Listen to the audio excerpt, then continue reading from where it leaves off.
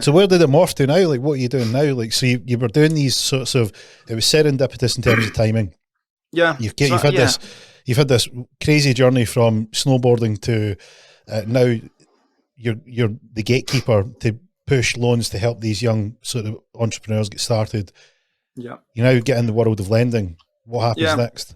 So obviously, we got a fair amount of experience with we were able to hire some staff and kind of get some decent experience in lending, commercial lending. We had some ex-bank guys and people that knew what they were doing.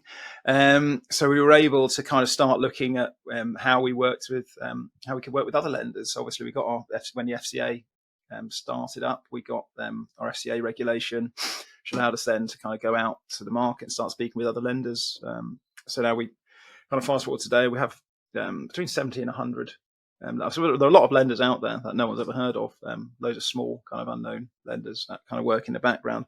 We've got about somewhere between 70 and 100. Fluctuates all the time, depending on who we kind of cross off the list and who we kind of add on an ongoing basis. Different lenders, that includes kind of the main banks, so we don't really do that much with, kind of the big name, kind of peer-to-peer lenders, and then lots of different small, regional, localized lenders that we work with as well.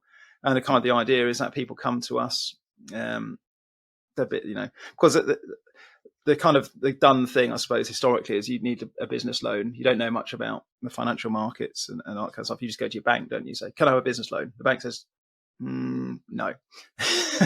You're not making enough money and whatever, blah, blah, blah. So in most cases, the banks aren't really interested in doing you a loan unless you're much more established. You've got very, very good credit and it's kind of like a no risk for them. But there are lots of other lenders out there that have a lot of appetite to do SME lending. So there's a whole kind of market out there. So our job is really to look at the business that comes to us. We say, well, what boxes do you tick?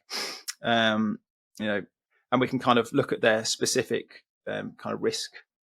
And we know, obviously, through our experience and who we have on our books, we know whose risk appetite they're going to fall within. So we'll say, right, this is who we think you'll work with. We'll put together a case for you. Then we go to the lender, and then we try and get the money effectively.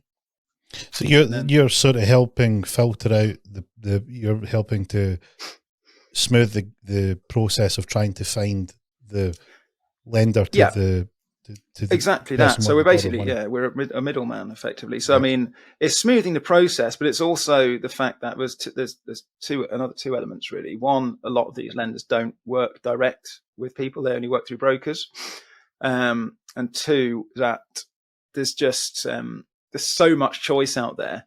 A lot of the time, these guys don't necessarily display what their specific risk appetite is, and the problem is if you go out and you apply to lots and lots of different places for a loan, and when you don't know who is suitable for you, you end up getting a string of declines on your credit report, and then it makes you much less likely to be able to get a loan from people who maybe would have given you a loan in the first place.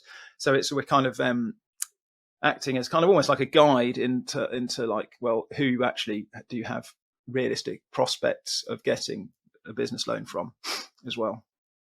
It's that inside knowledge that helps because you know the landscape, and rather than right, look, go and chap every door.